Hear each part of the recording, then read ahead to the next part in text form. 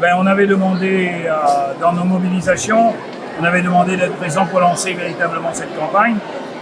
Comme ce fut le cas à son échelle lors de l'annonce de ma candidature, donc le 25 janvier dernier à l'étable, c'était bien, on était devant un petit millier de personnes. Je crois qu'aujourd'hui, il faut aller chercher entre 2005 et 3000. Le but, c'est surtout d'être mobilisé pour y aller. Ce n'est pas le nombre seulement qui intéresse. On connaît la capacité sous la halle. Quand c'est plein, ce que ça donne. Ce matin, c'était hyper plein, c'était super. Et c'est toujours bon d'avoir, je dirais, une dynamique de participation, l'élan populaire, parce que ça aide bien évidemment. Et surtout, on a juste l'impression que la population, ses représentants, commencent à comprendre véritablement l'enjeu qu'il y a. Il y a un enjeu municipal, c'est clair, mais il y a aussi un enjeu intercommunal. Et au-delà de ça, le message à faire passer, c'est que nous allons être sur des enjeux nationaux. Par exemple, les fonds européens qui viennent vers les RUP aujourd'hui sont remis en cause, et ça, à la présidentielle de l'année prochaine, aux législatives, ça va être des sujets. Donc mobiliser dès cette année sur des sujets locaux, sur des sujets communaux et intercommunaux, avec et il faut que on ait donc des collectivités comme la région et le département avec nous, qui sont des collectivités d'appui. Eh bien, il est important justement de faire ce premier positionnement populaire et amener le maximum de personnes le 15 mars prochain sur notre candidature pour pouvoir faire en sorte que l'on pousse encore plus sur les 3-4 années qui viennent dans ces difficultés qui sont devant nous et pour les solutions qu'on veut envisager. J'ai entendu que dans d'autres communes, les renouvelle 70%. Je ne sais pas comment il fait, surtout quand il s'agit d'assumer un bilan. Ce n'est pas une critique négative ce que je dis, c'est que vous avez entendu, je suis revenu depuis mes actions de 2001. Moi, je suis fier de ce qu'on a fait depuis 2001 avec les différentes équipes. Il faut qu'il y ait des représentants de 2001. On en avait 8, il m'en reste que 7, parce que M. Guillemot souhaitait partir. Il faut des nouveaux. Il faut d'autres personnes aussi qui nous ont rejoints en 2008, puis 2014, puis 2020. On a fait des actions, on n'a pas battu de carte pendant ce temps-là, on ne l'a pas fumé.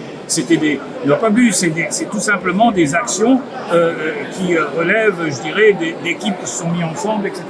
Donc là, amener du 109 aujourd'hui, c'était ça. Alors il y a, vous avez vu, la jeune Myris Oula qui s'est positionnée, qui s'est lancée, mais elle n'est pas seule. Vous avez vu Emma Belmaton qui reconduit et qui a parlé comme une nouvelle qui nous rejoint, etc. Tout ça sont des jeunes qui en 2001, soit n'étaient pas encore nés, soit tout simplement étaient tout petits dans le vaisseau, dans le landau. Maintenant, moi je pense que c'est formidable parce qu'on voit notre société évoluer, on voit que Saint-Joseph aujourd'hui a son rang. Mais il ne s'agit pas pour nous d'être hautains, condescendants, on ne sait pas le faire de toute façon, mais d'être regroupés pour y aller. Donc 10 personnes qui nous ont quittés, 10 qui nous rejoignent, et bien si c'est du 109, et ça doit être du 109, à 25%, je trouve que c'est pas mal, en effet.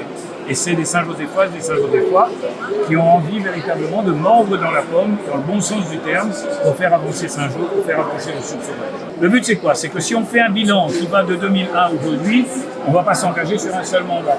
Alors, c'est pas présomptueux, c'est juste dire qu'il faut de la vision à la population. J'ai parlé de sujets où je ne sais pas, moi par exemple, le campus agronomique et rural, je ne suis pas sûr qu'en un seul mandat on réalise tout. Mais on peut d'ores et déjà mettre des premières pierres et au fil du temps, structurer avec, je dirais, toutes les autres micro-régions de l'île, mais aussi tout le sud. Que Saint-Pierre, qui a déjà un pôle universitaire important, le tampon pareil, qu'on reconnaisse qu'il est plus que jamais congruent désormais que quand on a une zone agricole comme Saint-Joseph, le lycée agricole se transforme en campus agronomique et qu'on arrête, comme certains l'ont fait au cours de ces 2 dernières décennies, de se dire que tout c'est pour une commune, une seule, fut-elle la grande capitale du Sud.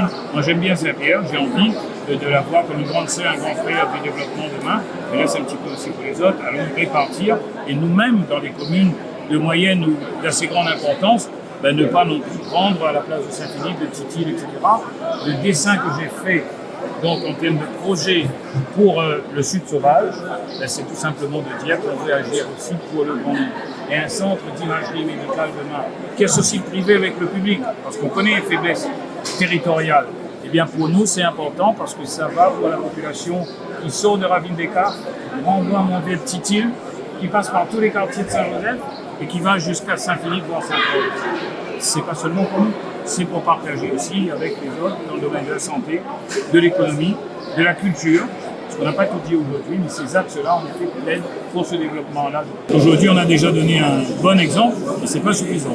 Le 15 mars, ce ne sera pas seulement 2500, 3000 personnes qu'il faut faire, il faut ramener 4 fois plus. Donc on voit ce que l'on vise véritablement, il faut changer le ballon, ensemble avec, pour Saint-Gilles.